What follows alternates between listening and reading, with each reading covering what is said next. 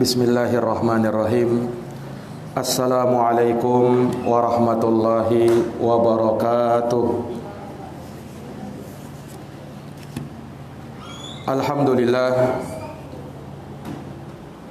Alhamdulillahi rabbil alamin. Wabihi nasta'inu ala umuri dunya waddin. Ashhadu an la ilaha illallah wahdahu la syarikalah, ilahul awwalina wal akhirin. Wa ashhadu anna Muhammadan abduhu wa rasuluh as-sadiqul amin, sallallahu alaihi wa ala alihi wa sahbihi wa man tabi'ahum bi ihsanin ila yaumiddin wa sallama tasliman katsira.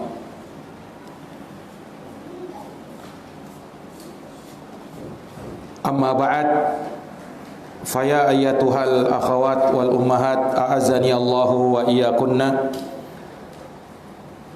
Para ibu-ibu dan saudari-saudari yang dirahmati dan dimuliakan oleh Allah, alhamdulillah,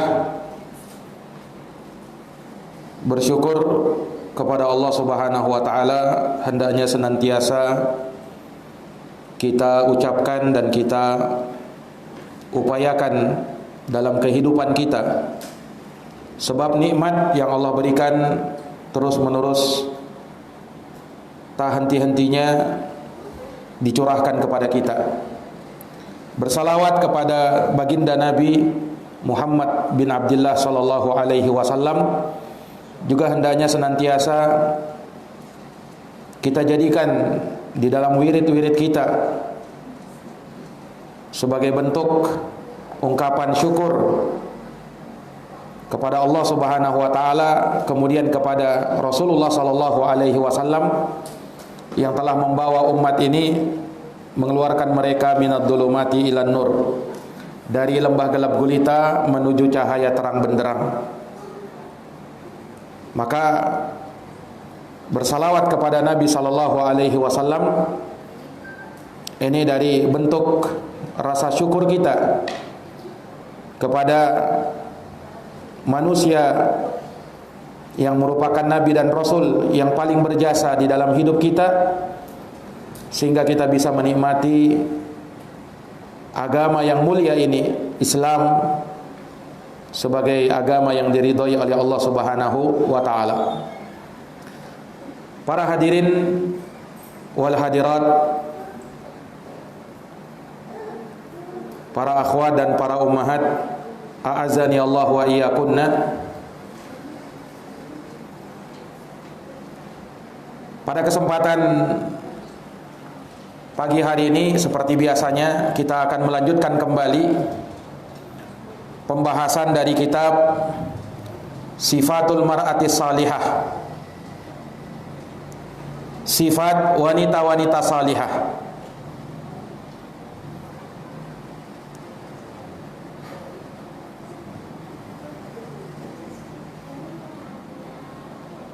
Sifat wanita salihah, yang mana judul pembahasan kita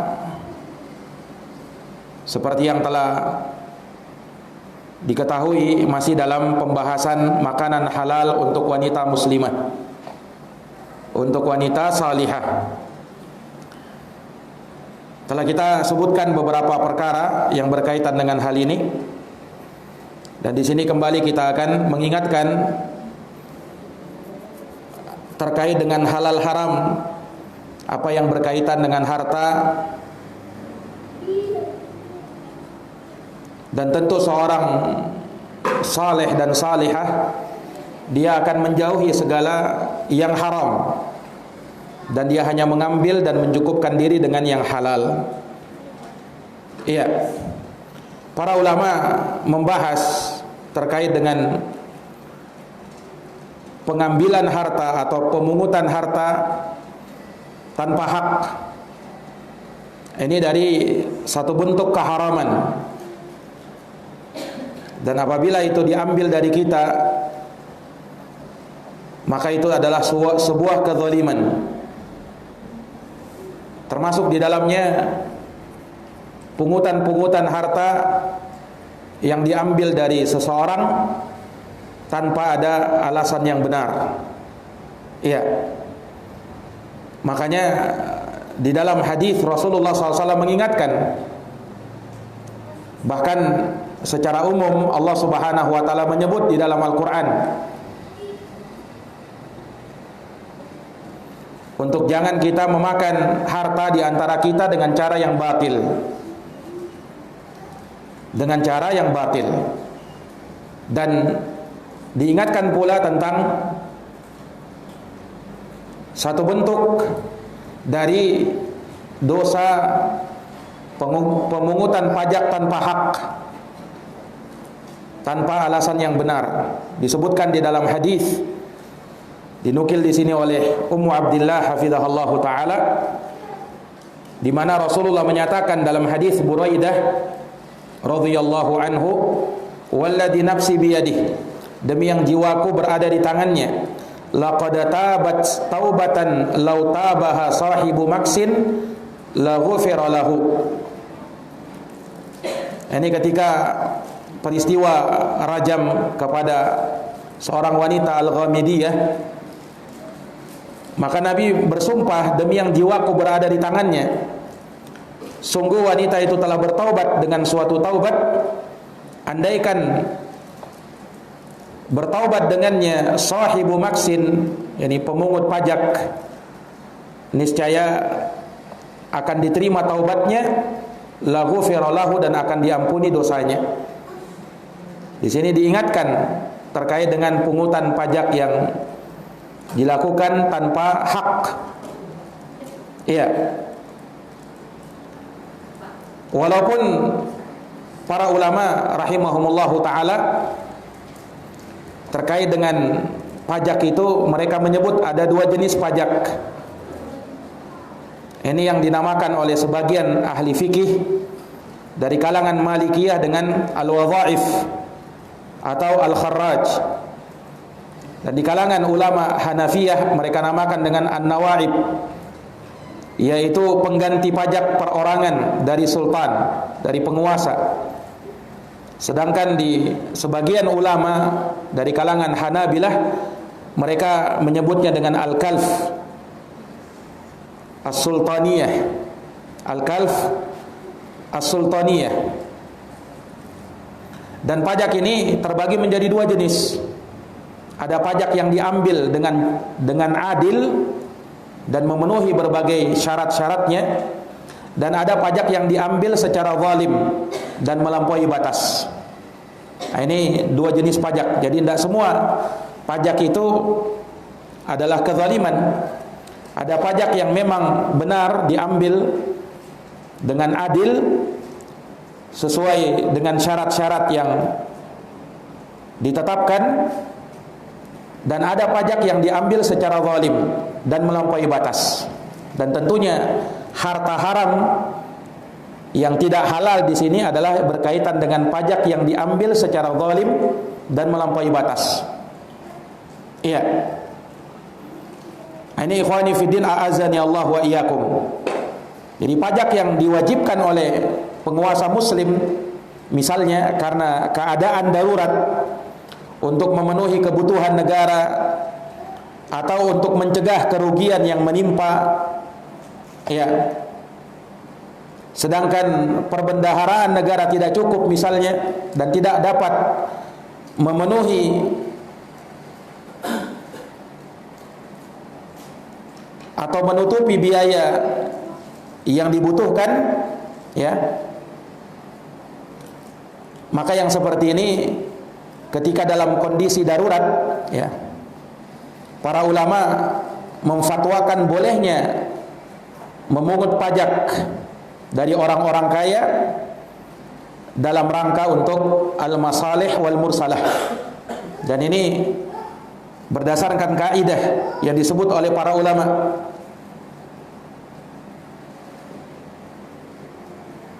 terkait dengan permasalahan ini, dan pernah diterapkan di zaman Umar bin Khattab radhiyallahu taala an, ketika negara butuh, ya, kepada biaya yang besar, dan itu tidak bisa didapatkan kecuali dengan menerapkan semacam pajak diambil dari orang-orang kaya, maka itu dilakukan oleh beliau dan disetujui oleh beliau. Dan ini adalah pengambilan pajak yang hak, yang benar. Iya. Karena kemaslahatan untuk sebuah negeri, untuk sebuah negara, ya, ini lebih didahulukan karena lebih bersifat umum untuk seluruhnya. Iya.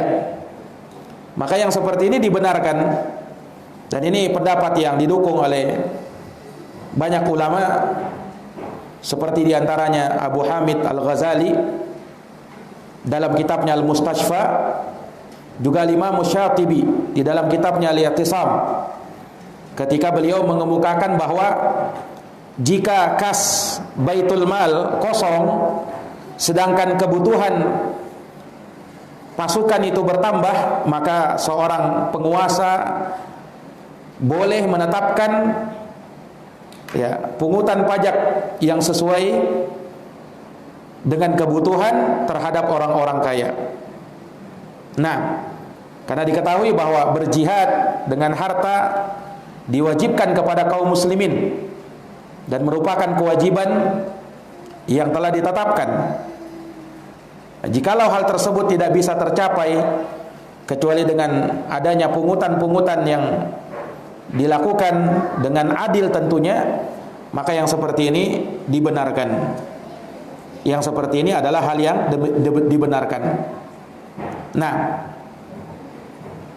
dan dari hak penguasa kaum muslimin adalah menetapkan berapa besaran, ya, harta yang dipungut, dan tentunya itu sesuai dengan kebutuhan yang berlaku, ya. Maka yang seperti ini adalah hal yang dibenarkan. Nah, dan banyak para ulama merajihkan pendapat ini, ya, sebagaimana dari kalangan ulama Syafi'iyah, Al-Imam An-Nawawi rahimahullahu taala dan selainnya. Iya. Nah, adapun pajak yang di luar dari hal ini, yakni pengambilan atau pemungutan pajak yang melampaui batas dan sudah di luar dari kebutuhan, ya, negara, maka inilah yang disebut dengan kezaliman. Nah, itu masuk di dalam harta yang haram. Dan ini yang disebut di dalam hadis Nabi, ya, bahwa beliau menyebutkan, demi yang jiwaku berada di tangannya, laqad tabat taubatan law tabaha sahibu maksin la ghufiralah. Sungguh dia telah bertaubat dengan suatu taubat, andaikan pemungut pajak bertaubat dengannya, niscaya dia akan diampuni oleh Allah Subhanahu wa taala. Ini menunjukkan betapa besarnya dosa orang yang memungut pajak tetapi dengan kezaliman. Di hadis yang lain kata Nabi, la yadkhulul jannata sahibu makthin, tidak masuk surga, ya, para pemungut pajak itu. yakni apa? Mereka yang memungut dengan kezaliman. Mereka yang memungut dengan apa? Dengan kezaliman. Dan ini dari harta yang haram yang diingatkan di dalam syariat kita. Iya. Dan ini tentu saja karena berkaitan dengan keharaman harta seorang muslim, tidak boleh diambil kecuali dengan kerelaan hatinya. Rasulullah menyatakan la yahillu malu mri'in muslim illa bi tibi nafsin min. Tidak halal harta seorang muslim kecuali dengan kerelaan dari dalam hatinya. Iya. Kecuali dengan kerelaan dari dalam hatinya. Nah, para akhwat dan para ummahat yang dirahmati dan dimuliakan oleh Allah. Kemudian Ummu Abdillah hafizahullah ta'ala juga menyebut harta haram yang lainnya. Kata beliau, wa hakadza amwalul aitam. Demikian pula memakan harta anak yatim. Iya. Ini juga dari harta haram yang harus dijauhi. Kapan seseorang memakan harta anak yatim secara zalim, ya, tanpa hak, maka dia akan mendapatkan dosa dari dosa-dosa besar. Bahkan dari 7 dosa yang membinasakan, kata Nabi SAW, as-sab'u minal mubiqat, 7 dosa yang membinasakan salah satunya adalah wa aklu malil yatim, makan hartanya anak yatim. Ya. Kemudian juga dari hal-hal yang diharamkan, ya, al-khinzir wal khamar, ya, memakan daging babi yang diharamkan bagi umat Islam, minum khamar. Nah, ini dalil-dalilnya tentu jelas di dalam Al-Qur'an dan hadits Nabi sallallahu alaihi wasallam. Nah, demikian juga kata beliau di sini, harta haram yang juga tidak dibolehkan adalah apa yang disebut di sini dengan al-mas'alah, yakni meminta-minta kepada manusia. Meminta-minta kepada manusia. Nah, ini dari hal yang dilarang dalam agama.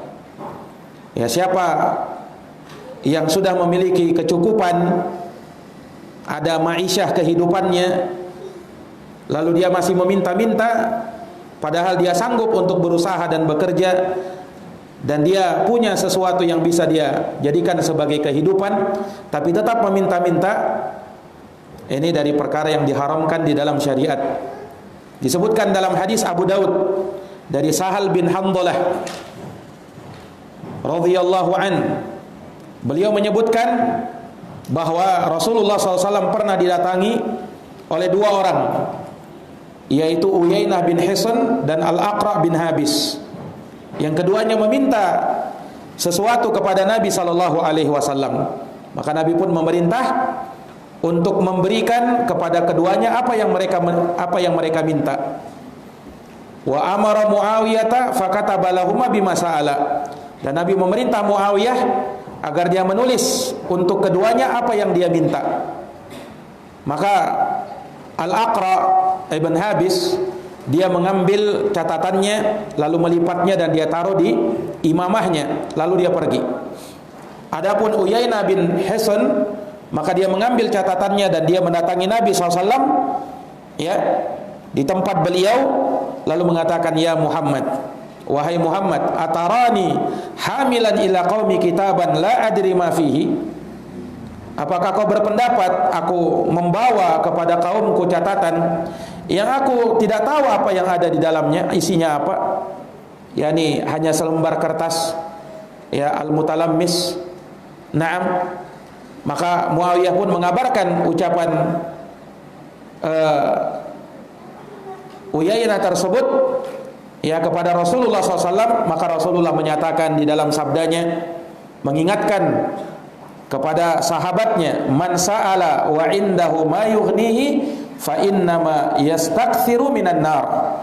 Dalam hadits yang sahih, barang siapa yang meminta, yakni minta-minta kepada orang, ya, minta harta dan semisalnya, padahal di sisinya ada harta yang bisa mencukupi dirinya, tapi tetap dia meminta-minta, fa innama yastakthiru minan nar, maka dia hanyalah memperbanyak, ya, api neraka di dalam dirinya.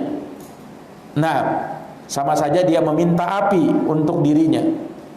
Ini peringatan dari baginda Nabi SAW akan tercelanya perbuatan meminta-minta. Nah, juga dalam riwayat Imam Ad-Darimi dalam sunannya dari hadis Thauban radhiyallahu an, Rasulullah menyatakan, man sa'alan nasa mas'alatan wa huwa anha ghaniyun kanat syainan fi wajhi.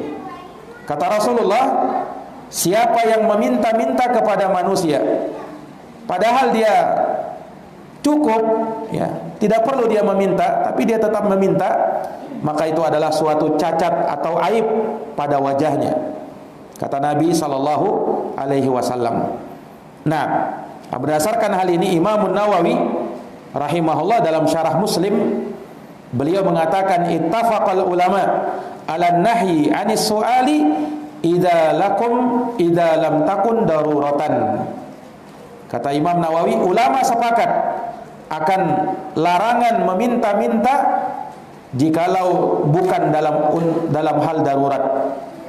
Jadi meminta-minta itu boleh kalau dalam kondisi darurat saja.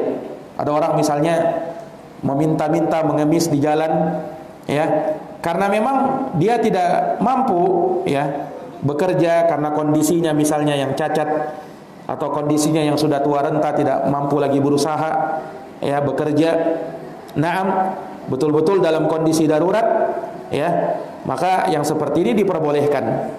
Tetapi kalau bukan dalam kondisi darurat, dia tetap meminta-minta, maka yang seperti ini adalah perkara yang dilarang dan diharamkan. Ya. Kata Ummu Abdillah, fa inna su'alal makhluk dallah. Meminta-minta kepada makhluk itu adalah kerendahan, kehinaan. Wa fihi iraqatu ma'il wajh. Padanya ada bentuk ya menumpahkan air di wajah. Ya, ini hal yang membuat malu ya, bisa menurunkan martabat seseorang. Walihada, oleh karenanya kana Nabi sallallahu alaihi wasallam, Nabi sallallahu alaihi wasallam yaghrisu fi qulubi ashabihi al-iffah. Nabi tanamkan ke dalam hati para sahabat ya al-iffah, sifat menjaga kehormatan diri. Ya, dari meminta-minta apa yang ada di tangan manusia. Wal qanaah, juga Nabi tanamkan dalam diri para sahabat sifat qanaah, merasa cukup dengan pemberian Allah.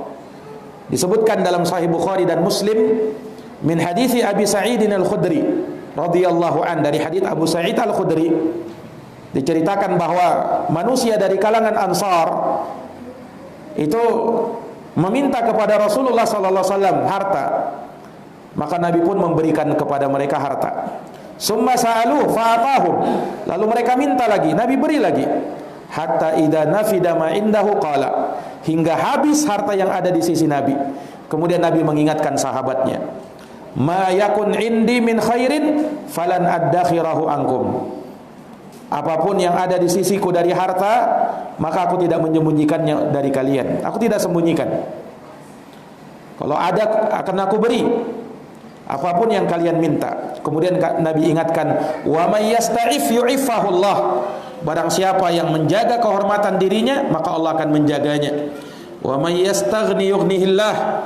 Barang siapa yang merasa cukup, maka Allah akan mencukupkan dirinya. Wa may yasbir yusabbirhullah.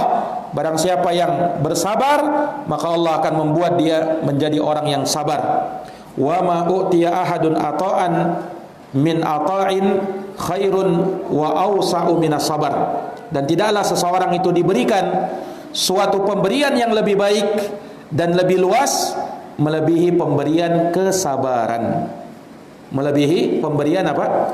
Kesabaran. Nah ini para akhwat dan ummahat yang dirahmati oleh Allah.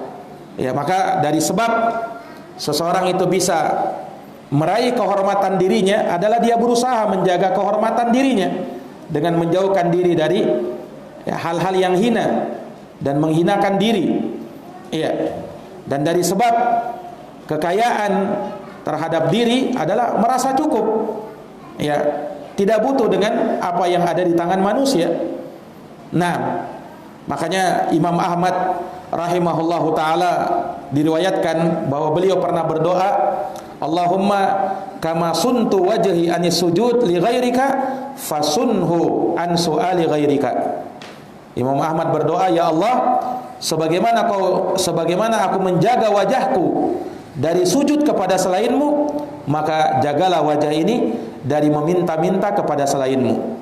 Nah, ini doanya Imam Ahmad rahimahullahu taala. Iya. Maka ini menunjukkan bahwa dari harta haram yang diingatkan juga di dalam syariat adalah meminta-minta bukan dalam hal yang darurat. Bukan dalam hal yang darurat. Yang meminta-minta itu nanti diperbolehkan kalau memang betul-betul darurat. Ya, baru diizinkan di dalam syariat. Kalau tidak seperti itu, ya, maka ada ancaman, ya, hadits-hadits yang melarang akan hal tersebut. Nah, makanya para ulama menyebutkan hal ini. Bahkan Syekh Muqbil Ibn Hadi Al-Wadi'i rahimahullahu taala, ya, ayahanda dari pengarang buku ini, Ummu Abdillah, beliau punya kitab satu pembahasan khusus yang berjudul Dhammul Mas'alah. Dhammul Mas'alah yang artinya tercelanya sifat meminta-minta. Nah, tercelanya meminta-minta. Nah, ini dari hal yang ingin beliau ingatkan, dan beliau banyak sebutkan dalil-dalil terkait dengan hal ini. Iya. Di antaranya juga hadisnya Nabi SAW. Kata Nabi, "Man sa'ala min ghairi faqrin, faka'annama ya'kulul jamra." Barang siapa yang meminta-minta, padahal ia tidak fakir, ia tidak miskin, tapi tetap meminta-minta, maka seakan-akan ia memakan bara api, kata Nabi. Seakan-akan dia telah memakan bara api, wal iyadu billah. Nah, ini peringatan yang keras dan tegas dari Nabi Sallallahu Alaihi Wasallam akan perbuatan yang seperti ini. Iya, meminta-minta hukum asalnya terlarang, dan dalil-dalil akan hal tersebut sangat banyak dalam riwayat-riwayat dari Nabi Sallallahu Alaihi Wasallam. Iya, dan nanti diperbolehkan seorang itu meminta-minta, ya, kepada orang lain jika dalam keadaan fakir, dalam keadaan darurat, sebagaimana penegasannya di dalam dalil-dalil yang lain. Nah, ya, disebutkan bahwa meminta-minta itu hanya boleh, ya, ketika kondisi darurat atau kepada penguasa. Dalam riwayat Imam Tirmidzi kata Nabi, "Innal mas'alah kadda yakuddu bihar rajul wajahahu illa ayyas'ala rajul sultanan aw fi amrin la budda minhu." Sesungguhnya meminta-minta itu adalah topeng yang dikenakan seseorang pada dirinya sendiri, kecuali bila seorang meminta kepada penguasa, itu boleh, atau karena keadaan yang sangat memaksa, darurat, maka ini juga diperbolehkan. Nah, maka ulama sepakat haramnya meminta-minta jika tidak dalam keadaan darurat. Jika tidak dalam keadaan darurat, iya, meminta-minta dalam keadaan tidak fakir, ya, tidak darurat, ini termasuk dosa besar, karena pelakunya diancam dengan azab di akhirat. Iya. Jika dalam keadaan darurat, ya, namun dia tidak fakir dan mampu bekerja, nah, ini ulama yang berbeda pendapat di sini. Jadi kalau dia tidak ada dalam keadaan darurat memang, tapi dia tidak fakir sebenarnya dan dia mampu kerja, nah, di sini ulama berselisih pendapat mengenai hukumnya. Imam Nawawi menjelaskan, ya, bahwa para ulama berselisih pendapat mengenai hukum meminta-minta bagi orang yang mampu bekerja. Iya. Misalnya anak muda meminta-minta padahal dia masih muda, mampu bekerja. Ya, ini Imam Nawawi menyebutkan ada perbedaan pendapat dalam hal ini. Ada dua pendapat. Dan kata Imam Nawawi bahwa pendapat yang paling tepat hukumnya haram. Hukumnya haram berdasarkan zahir dari hadits-hadits yang ada. Iya. Ini ikhwani fillah a'azani Allahu wa iyyakum. Iya. Dan ada pendapat yang mengatakan boleh tapi disertai dengan kemakruhan. Ini makruh hukumnya. Nah, dan itu kalau memenuhi 3 syarat. Iya. Ini yang mengatakan boleh tapi makruh, ya, atau kita katakan makruh. Yani syaratnya dia tidak menghinakan dirinya. Kemudian dia tidak memaksa ketika meminta. Kalau dia memaksa orang, ini diharamkan. Nah, dan yang ketiga dia tidak memberikan gangguan kepada orang yang diminta. Nah, jika salah satu syarat ini tidak dipenuhi, maka hukumnya menjadi haram dengan kesepakatan para ulama. Ya, jadi meminta-minta padahal mampu untuk bekerja ini menurut Imam Nawawi lebih tepatnya itu dari perkara yang diharamkan. Nah, ini para akhwat dan para ummahat yang dirahmati oleh Allah. Apalagi kalau meminta-minta dalam rangka untuk memperkaya diri, ini jelas dosa dan tercela. Ya, Al-Aini mengatakan man sa'alan nasa li ajli takatsur fahuwa madhmumun. Siapa yang meminta-minta kepada orang lain untuk memperkaya diri, maka itu sangat tercela, kata beliau. Itu perbuatan yang sangat tercela. Ya, seseorang harusnya menjaga kehormatan dirinya. Ya, menjauhkan diri dari meminta-minta. Nah, makanya di sini beliau sebutkan, ya, bahwasanya bekerja, ya, mencari penghasilan yang halal dalam kerjaan yang baik. Nah, di sini ada keberkahan. ya, hal yang bisa membuat kebaikan pada kehidupan seseorang, ya, dan lebih menjaga kehormatan dirinya ketimbang dia harus berpangku tangan atau menengadahkan tangan kepada orang lain. Nah, dan dengan usaha yang halal, kerjaan yang halal, itu memberikan pengaruh yang besar di dalam kesalihan hatinya. Ya, berbeda manakala dia terus bergantung kepada orang lain. Nah, disebutkan di sini oleh Ummu Abdillah hadis yang terakhir, dan beliau menutup dengan hal ini, hadis An-Nu'man ibnu Bashir radhiyallahu an. Kata Nabi, "Faman ittaqa syubhat faqad istabra'a li dinihi wa 'irdihi, wa man waqa'a fi syubhat waqa'a fil haram. Karra'i yar'a haula al-hima yushiku ay yarta'a fihi. Ala wa inna fil jasadi mudghatan idza salahat salahal jasadu kulluh wa idza fasadat fasadal jasadu kulluh ala wa hiyal qalbu."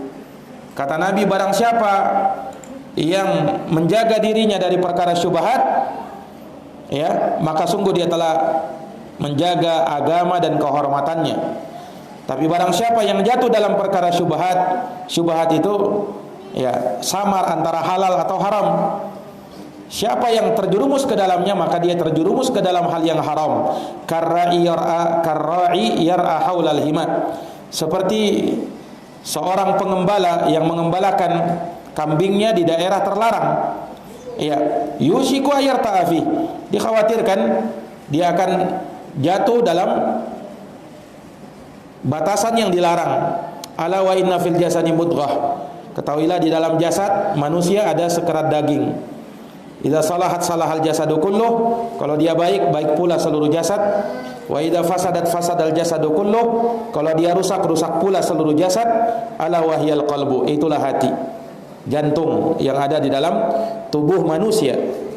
Nah, ini isyarat bahwa penghasilan yang halal, yang baik, ini memberikan pengaruh kepada kesalihan hati seseorang. Iya. Dan hati adalah raja bagi badan. Ya, anggota badan adalah rakyatnya. Nah, kalau baik penguasanya, yakni rajanya, dalam hal ini hatinya, maka akan baik pula rakyat-rakyatnya. Dalam hal ini adalah anggota badannya. Ya, maka ya, diingatkan terkait dengan hal-hal yang semacam ini. Ya, seseorang butuh, ya, untuk menjaga kehormatan dirinya. Naam, seseorang itu butuh untuk berhias diri dengan sifat iffah, ya, dan dia menjauhkan dirinya, jangankan untuk yang haram, dia pun pandai menjauhkan dirinya dari perkara-perkara syubhat, ya, karena perkara syubhat ini, ya, kapan seseorang berluas-luas di dalamnya, ya, dan tidak berhati-hati darinya, maka bisa saja dia akan terjerumus ke dalam perkara yang betul-betul diharamkan oleh Allah Subhanahu wa taala. Iya, di dalam syariat ini yang halal itu jelas, yang haram itu jelas. Namun ada perkara-perkara yang masih samar kehalalan dan keharamannya. Ini syubhat. Dan syubhat itu kalau bisa ditinggalkan, maka ditinggalkan sampai dia tahu benar hukum yang sesungguhnya. Sampai dia tahu benar hukum yang sesungguhnya. Nah, makanya disebut dalam hadis pujian orang yang meninggalkan syubhat. Iya, orang yang meninggalkan syubhat. Iya. Karena kalau dia tinggalkan syubhat, maka itulah penjagaan dirinya. Tapi kalau sudah dia menerobos yang syubhat, bisa saja dia banyak terjerumus ke dalam perkara-perkara yang diharamkan. Iya. Maka para akhwat dan para ummahat yang dirahmati dan dimuliakan oleh Allah, mudah-mudahan Allah menjadikan makanan-makanan kita, minuman-minuman kita, rezeki dan harta yang kita dapatkan, yang ada bersama kita, dijadikan sebagai rezeki yang halal. Iya. Dan jangan sampai karena ketamakan terhadap dunia, kerakusan terhadap dunia, seseorang tidak peduli dan tidak memperdulikan harta yang ada yang ada pada dirinya, apakah halal atau haram. Ya, seseorang itu harus memperhatikan. Ya, ketika misalnya dia sebagai seorang istri, sebagai ibu rumah tangga, maka dia yang mengawasi harta suaminya, dalam artian dia harus pastikan dan dia harus ingatkan suaminya untuk hanya mengambil dan mencari yang halal saja. Makanya dari kebiasaan wanita-wanita salihat terdahulu, jikalau suaminya pergi kerja, maka suaminya dia ingatkan dengan satu peringatan. Kata mereka apa? Fa inna nasbir 'alal ju' wala nasbir 'alan nar. Kata wanita salihat ini kepada suaminya, sesungguhnya kami mampu bersabar untuk bisa menahan lapar, tetapi kami tidak bisa bersabar dengan api neraka. Nah, ini kejujuran dan kesalihan dan bentuk penjagaan diri. Ya, karena kalau seseorang sudah menerjang perkara yang haram dan tidak peduli dengan yang haram-haram, maka ini menjadikan kehidupan seseorang tidak diberkahi oleh Allah, ya, dan menjadikan dia dari orang-orang yang akan dihinakan wal iyadu billah di dunia dan di akhirat. Maka cukupkan diri dengan yang halal, cukupkan diri dari perkara yang thayyib, yang baik-baik saja.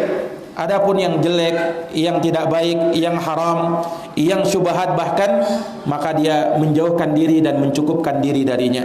Bertakwalah kepada Allah Subhanahu wa taala, niscaya Allah akan bukakan bagi kita jalan keluar dan akan diberi rezeki dari arah yang tidak disangka-sangka. Dan Rasulullah menyatakan, man taraka syai'an lillah awadahullahu khairan min. Barang siapa yang meninggalkan sesuatu karena Allah, maka pastilah Allah akan ganti dengan yang lebih baik. Terkadang sebagian orang tahu ini haram, ini tidak boleh, tapi berat masih untuk dia meninggalkannya. Kenapa? Karena kecintaan kepada dunia, ya, keraguan terhadap Allah Subhanahu wa taala dan janji-janji Allah ini masih belum, ya, kuat ada di dalam dirinya. Nah, harusnya seseorang itu, ya, yakin kepada Allah Subhanahu wa taala. Sepanjang dia meninggalkan sesuatu yang haram karena Allah, maka pasti akan diganti dengan yang lebih baik. Itu janji Allah Subhanahu wa taala dan Rasulullah sallallahu alaihi wasallam. Hanya terkadang sebagian orang kadang kurang yakin, ya, sebagian orang kadang masih meragukan janji-janji Allah, sehingga ketakutan dari kemiskinan, ya, takut miskin, takut jatuh miskin, ya, takut nanti tidak bisa makan, takut tidak bisa minum, takut anaknya, ya, bisa sengsara dan lain sebagainya. Nah, ini yang menghantu-hantui seseorang sehingga masih saja tetap menerjang hal-hal yang diharamkan di dalam agama. Mudah-mudahan Allah melindungi kita darinya.